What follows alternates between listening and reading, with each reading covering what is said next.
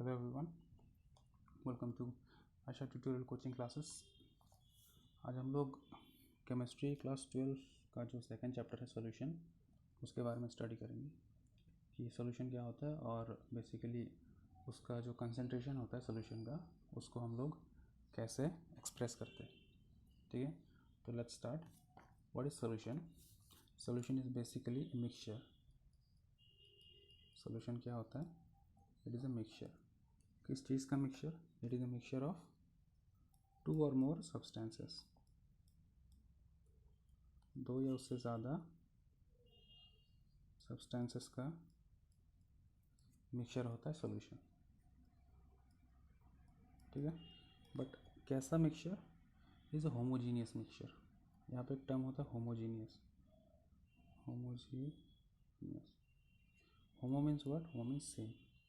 ठीक है, तो सपोज हम लोग दो कंपोनेंट लेते हैं, जैसे एक वाटर ले लिया और एक NaCl ले लिया, तो इन दोनों को मिला के एक सोल्यूशन बनेगा, बेसिकली मिक्सचर बनेगा, है ना, mixture of water and sodium chloride. तो ये मिक्सचर को हम लोग क्या बोलेंगे? सोल्यूशन बोलेंगे। लेकिन सोल्यूशन कब बोलेंगे? मतलब मिक्सचर इज होमोजीनियस। होमोजीनियस का मतलब ये है, अगर हम लोग वाटर को एज ए कंपोनेंट ट्रीट कर रहे हैं, तो वाटर का जो प्रॉपर्टीज़ है एंड कंपोजिशन है, वो क्या रहेगा? यूनिफॉर्म रहेगा through out this component. Similarly NaCl भी क्या शो करना होगा? उसका प्रॉपर्टी और जो कंपोजिशन है उसका, वो यूनिफॉर्म रहना पड़ेगा ऑब्वियसली, क्योंकि हम लोग अगर वाटर ले रहे हैं, वाटर के अंदर कंपोजिशन क्या होता है? 2 atoms of hydrogen and 1 atom of oxygen makes a water molecule. तो ये हो गया कंपोजिशन। तो ये कंपोजिशन क्या रहेगा? वाटर जो हम लोग लेंगे उसमें यूनिफॉर्म रहना पड़ेगा। और जो प्रॉपर्टीज़ है वाटर का, बहुत सारी प्रॉपर्टीज़ है, डायपोल मोमेंट, डिफ्रेक्टिविटीज़, बहुत सारी जो प्रॉपर्टीज़ है वो सब भी क्या रहेंगे? यूनिफॉर्म रहेंगे, वो चेंज नहीं हो सकते। सिमिलरली NaCl के लिए भी वही होगा। ठीक है, तो ऐसे चीज़ जिनका प्रॉपर्टीज़ और कंपोजिशन यूनिफॉर्म रहता हो, ऐसे चीज़ों का जो मिक्सचर होगा which will be called as homogeneous mixture, वैसे मिक्सचर को हम लोग क्या बोलेंगे? सॉल्यूशन बोलेंगे।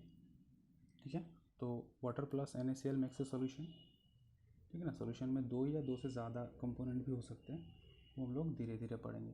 ठीक है, तो हम लोग को क्या पता है सॉल्यूशन कैसे बनता है? ए solution is made up of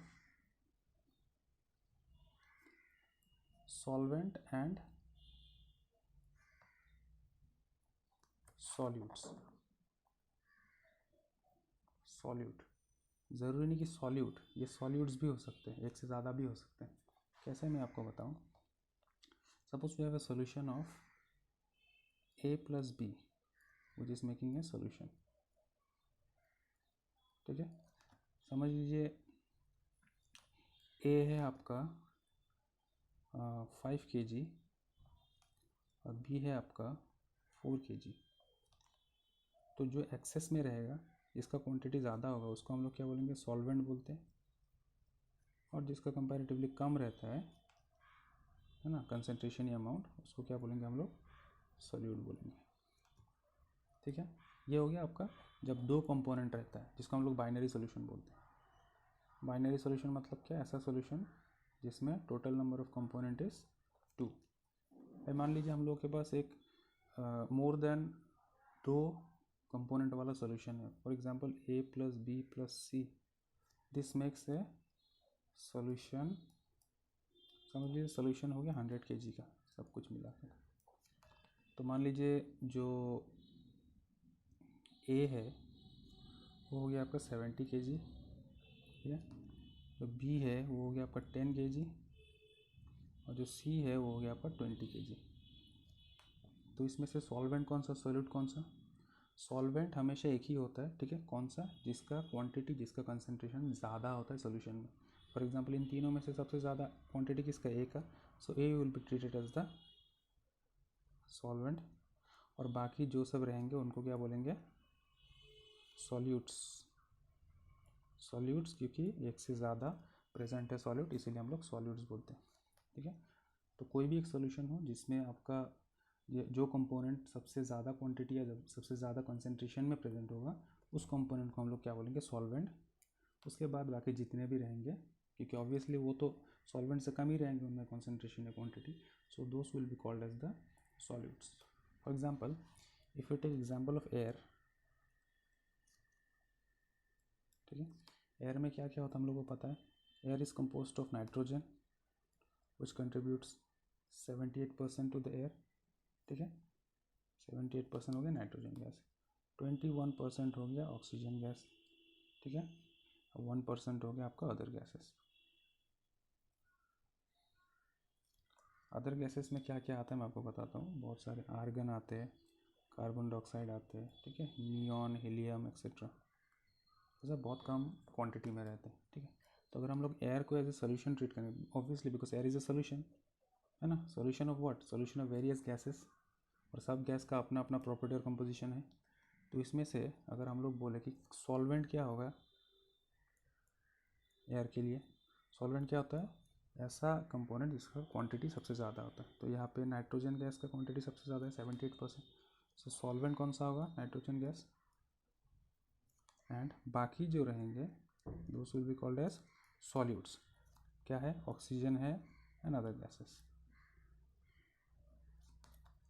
ठीक है, तो ऐसे हम लोग क्या करते हैं, ऐसे सॉल्वेंट क्या होता है और सॉल्यूट क्या होता है वो हम लोग निकालते हैं.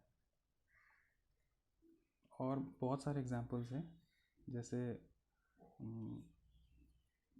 अगर हम लोग ले ब्रास, अगर हम लोग ब्रास ले लें, brass is what, brass is an alloy. Alloy किस चीज़ का, जिंक का और कॉपर का, कॉपर और जिंक का एलॉय. तो बेसिकली क्या होता है, जो ब्रास जो एलॉय बनता है उसमें क्या रहता है, जो जिंक का जो कंसंट्रेशन रहता है वो कॉपर से ज़्यादा रहता है और कॉपर क्या होता है, कम होता है. सो अगर ब्रास को हम लोग ले लें तो ब्रास के लिए zinc will be treated as the solvent because उसका क्वांटिटी ज़्यादा है, and copper will be treated as the solute. ठीक है, तो सॉल्यूट और सॉल्वेंट हम लोग ऐसा निकाल सकते हैं. इसका